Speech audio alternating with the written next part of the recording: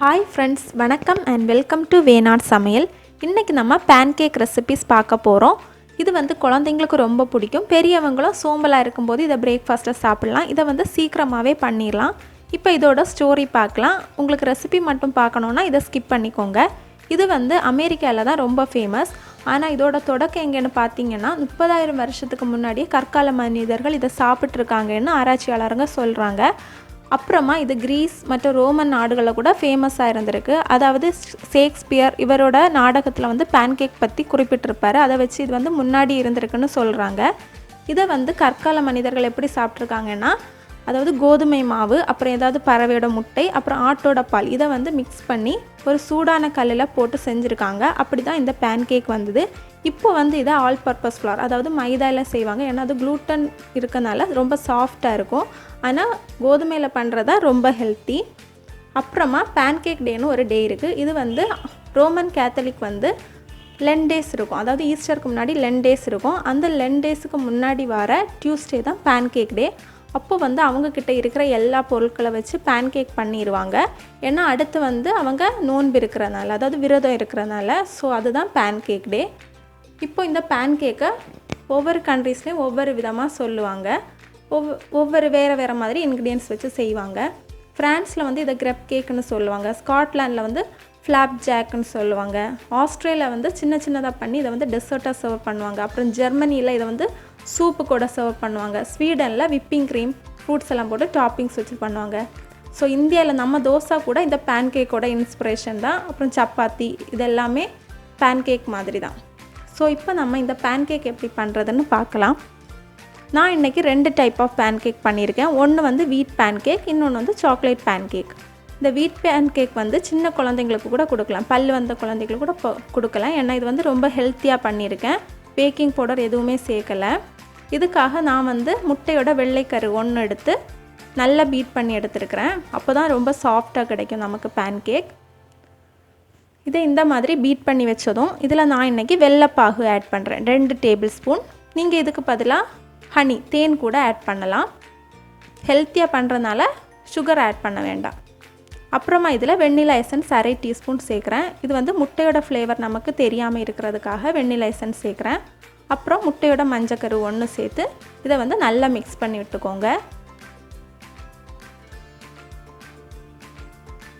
இப்போது இதில் நான் கோதுமை மாவு 1/2 கப் எடுத்திருக்கேன். இதை வந்து நல்லா மிக்ஸ் பண்ணி விடுங்க.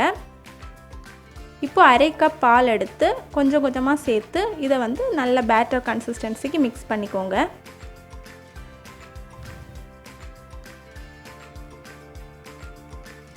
இப்போ நம்மளோட பேட்டர் ரெடி ஆகிடுச்சு. இப்போ ஒரு பேனை சூடு பண்ணி அதில் வந்து நெய் அல்லனா பட்டர் உங்கள் இஷ்டத்துக்கு சேர்த்துக்கோங்க. அப்புறமா இந்த மாவை இதில் ஊற்றிடுங்க. இது பேனில் பண்ணுறதுனால தான் இதோட பேர் பேன்கேக். ஸோ நம்ம பேன்கேக் வந்து நம்மளோட எப்படி நமக்கு தேவையோ அந்த சைஸில் விடலாம். இப்போ இது மேலே பபிள்ஸ் வந்ததும் இதை திருப்பி விட்டுக்கோங்க. இதை வந்து மீடியம் ஃப்ளேமில் வச்சு வேக வைங்க. ரொம்ப சீக்கிரமாகவே ரெடி ஆகிடும். இப்போ நம்மளோட வீட் பேன்கேக் ரெடி ஆகிடுச்சு. மீதி இருக்கிற மாவை இந்த மாதிரி பண்ணி எடுத்துக்கோங்க. இது கூட தேன் மேலே போடலாம். ஏன்னா வந்து இது வந்து ஸ்வீட் வந்து கம்மியாக இருக்கும். அதனால் இதுக்கு கூட தேன் அல்லனா மேப்பிள் சிரப் யூஸ் பண்ணுவாங்க, சாக்லேட் சிரப் எல்லாம் யூஸ் பண்ணலாம். நீங்கள் சின்ன குழந்தைங்களுக்கு கொடுக்குறீங்கன்னா இதை மாதிரி டூத் பீக்கல் வச்சு கொடுங்க. அவங்க வந்து இன்ட்ரெஸ்டிங்காக குட்டி குட்டியாக இருக்கிறதுனால சாப்பிடுவாங்க.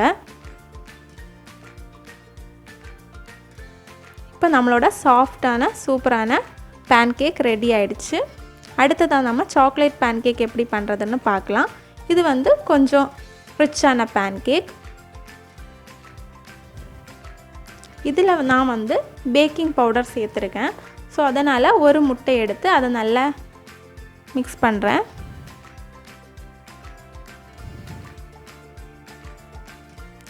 இப்போது இதில் 1/2 டீஸ்பூன் வெண்ணிலா எசன்ஸ் சேர்க்கலாம்.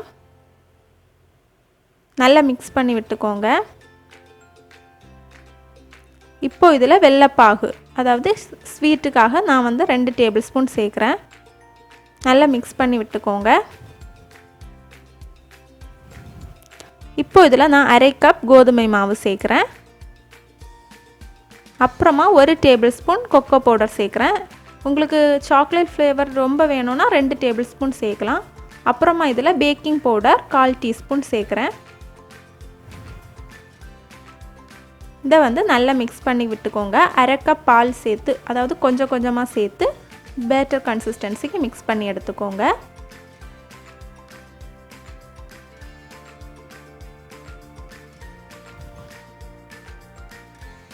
இப்போ நம்ம மாவு ரெடி ஆயிடுச்சு.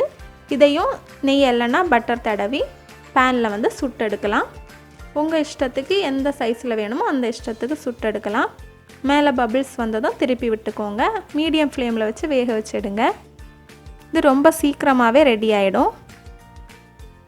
இது வந்து ரொம்ப ஃப்ளஃபியாக கேக் மாதிரியே இருக்கும். அதனால் குழந்தைங்களுக்கு ரொம்ப பிடிக்கும்.